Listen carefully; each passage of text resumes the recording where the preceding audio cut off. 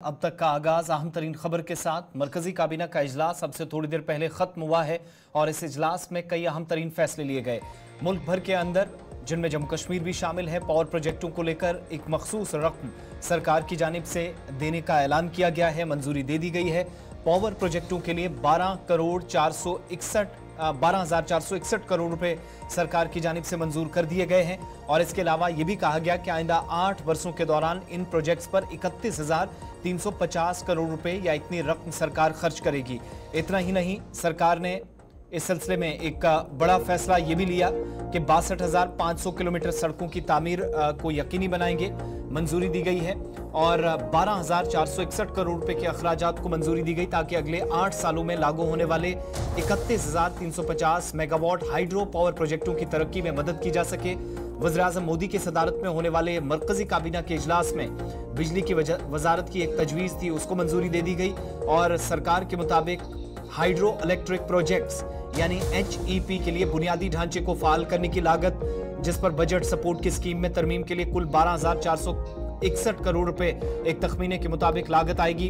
यह फैसला लिया गया कि इतना पैसा खर्च हो गया और बयान के मुताबिक ये स्कीम माली साल 2024-25 से 2031-32 तक नाफिज की जाएगी। इसके अलावा 25 मेगावाट से ज्यादा की सलाहियत के तमाम हाइड्रो पावर प्रोजेक्ट्स पर काम शुरू किया जाएगा। निजी शोबे के वो मंसूबे जिन्हें शिफाफ बुनियादों पर अलॉट किया गया है, काम शुरू होगा। इसके अलावा यह भी कहा गया कि स्कीम तमाम पंप्ड स्टोरेज प्रोजेक्ट्स पर पैसा खर्च करेंगे। स्कीम के तहत 15,000 मेगावाट की मजमूई PSP सलाहियत को सपोर्ट मरकजी सरकार करेगी। बड़ी बात यह कि 30 जून 2028 तक सरकार के मुताबिक बड़े पैकेज का लेटर ऑफ अवार्ड जारी किया जाएगा। अब से थोड़ी देर पहले प्रेस कॉन्फ्रेंस दिल्ली के अंदर हुई।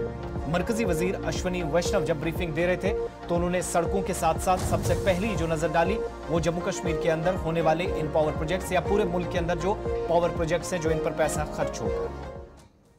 पावर और इंफ्रास्ट्रक्चर के लिए प्रधानमंत्री श्री नरेंद्र मोदी जी की हिस्टोरिक थर्ड टर्म में कई फैसले लिए गए। आज हाइड्रो पावर के लिए एक और बहुत बड़ा फैसला लिया गया है। हाइड्रो पावर हमारे देश में बड़ा पोटेंशियल है 133 गीगावाट का, यानी 1,33,000 मेगावाट का। इसमें जो प्रैक्टिकल डिफिकल्टीज आ रही हैं उसमें अभी हाल ही में आपको ध्यान होगा कि नॉर्थ ईस्टर्न स्टेट्स के लिए इक्विटी सपोर्ट का एक फैसला लिया गया था।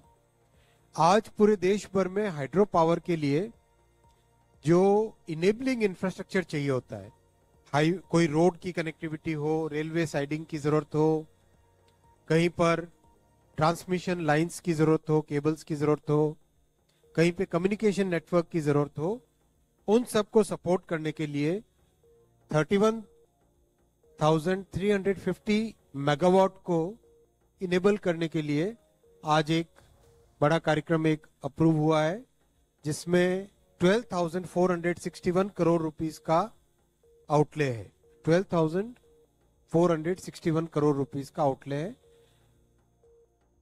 इसमें यह रहेगा कि 200 मेगावाट तक के जो प्रोजेक्ट हैं उसमें 1 करोड़ पर मेगावाट सपोर्ट दिया जाएगा और 200 मेगावाट से ज्यादा के जो प्रोजेक्ट्स हैं, बड़े प्रोजेक्ट्स हैं, उसमें 200 करोड़ प्लस 0.75 करोड़ यानी 75 लाख रुपए पर मेगावाट के हिसाब से सपोर्ट दिया जाएगा। साथियों, हमारी जो रिन्यूएबल एनर्जी यानी नॉन फॉसिल फ्यूल एनर्जी है, उसका जो टारगेट है 500 गीगावाट का, जो कि बड़ा एम्बिशियस टारगेट है लेकिन अच्छी प्रोग्रेस है, उसमें ये वाले आज के फैसले से बहुत एक इंप्रूवमेंट आएगा।